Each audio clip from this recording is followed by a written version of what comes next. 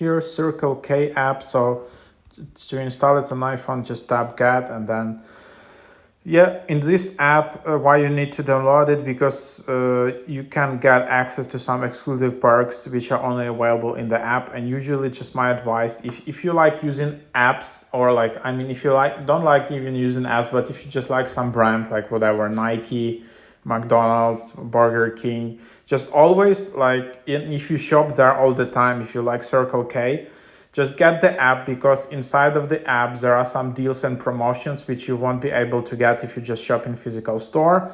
So that's why usually you need that. So you have some discounts, and then there are some, discount programs. You can check fuel prices. You can find your nearest stations, and app only deals. Sign up to hear about the best deals first. Register for easy pay fuel discounts. Save 30 cents per gallon on your first 100 gallons and 10 cents on every gallon after.